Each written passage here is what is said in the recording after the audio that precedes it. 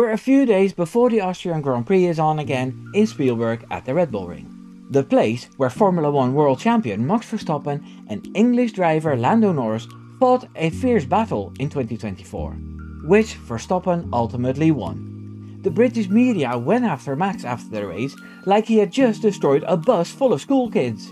Although listening to Lando's radios, there wasn't much of a difference. Now we're a year further down the line and we know more about what we can expect from Norris and his racing skills. I'm Wimbo.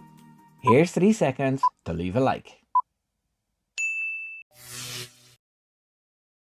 Let's have a recap of what exactly happened last year in Austria.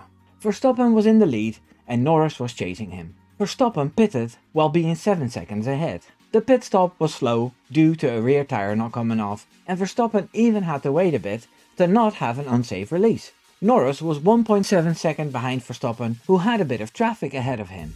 Then Verstappen locked up and complained about lack of grip on his used medium tires. Lando Norris had fresh mediums and kept getting closer.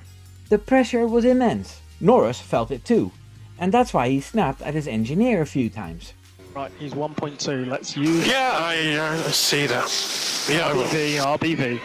In Norris's first attempt at turn 4, Verstappen took the turn to the right a fraction after Norris had moved to the inside. I believe that if you're the car in front and the car behind you has nothing alongside, you're allowed to do that.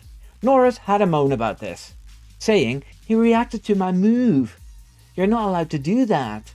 His engineer didn't set that straight and actually enabled him by saying they were on it. This is why he's the most coddled driver out there. Nothing has changed. Norris was pushing so frantically he kept going over track limits. He even received a black and white flag for it. One more track limit and he would receive a 5-second penalty. Then there was the second attempt. Norris went in way too hot and overshot it. He even went off track, to which GP pointed out that Norris already had a black and white flag. If the FIA had handled that quickly, the race would have turned out differently, but they can only give penalties fast if it's against Verstappen. Obviously, Lando was moaning again about Verstappen forcing him and it being unfair. You can't keep moving after I've moved, it's just dangerous. The reality was that Verstappen kept both of them driving by not turning in, otherwise they would have crashed. The third attempt was actually a good attempt from Norris. He overtook on the inside, pushing Verstappen wide and stayed on track. Verstappen went off track instead of braking and he remained in the lead. He called it a dive bomb, and it's not how you should overtake. These drivers in the heat of battle will say anything. Anyway, this could have been a penalty for Verstappen, not gonna lie. However, the FIA was still looking at previous things or something, because we didn't hear from them, and the race continued. Then attempt 4 by Norris. He tried it around the outside this time, by sticking around there while Verstappen was veering left to take the turn to the right. Sainz did this to Verstappen in 23, and Verstappen did the old switcheroo and passed the Spaniard on the inside. That's wheel-to-wheel racing, like how it should be done. Norris wasn't that aware, and Verstappen and Norris touched each other, and both had a puncture. Verstappen carefully managed his car to the pits and finished 5th. Norris pushed and damaged his car, so he had to retire. Norris also received a penalty for track limits. So a lot of this fighting could have been prevented if the FIA had handled it quicker. It wasn't a bad result for Verstappen, who gained points on Norris. Still, he felt bad about how things went and said that he needed to look at the incident first. He said they touched at an awkward angle and that it was unfortunate that they both had punctures. Lando Norris and his friends in the media saw it differently. Will Buxton, who still worked at F1 TV then, laughed in Alex Brundle's face when he gave a pretty good explanation on what happened. Was that the outcome of this? Was that the outcome of what happened? Yeah. Buxton was getting a little too big-headed, I suppose, after the success of Drive to Survive. Because that season he also rolled his eyes at Zach Brown for not doing team orders, and the British bias was shining through a little bit too much for the official F1 channel. That's probably why he's in IndyCar now.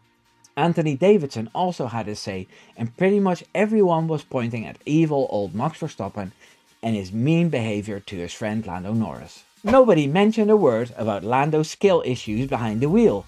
Something we all know now that we are a year further down the line. Autosport and Motorsport wrote their scathing reviews and Max Verstappen had to defend himself time and again.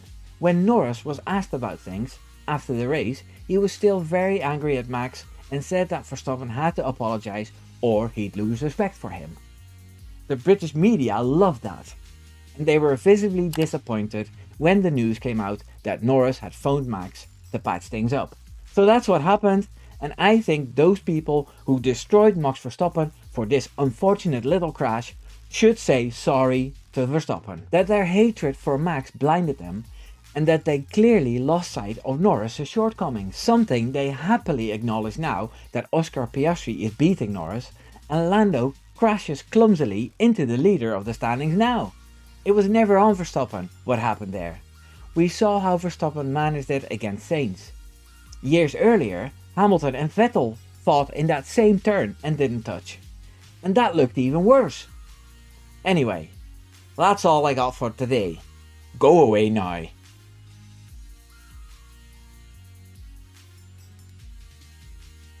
Take care now. Doei doei.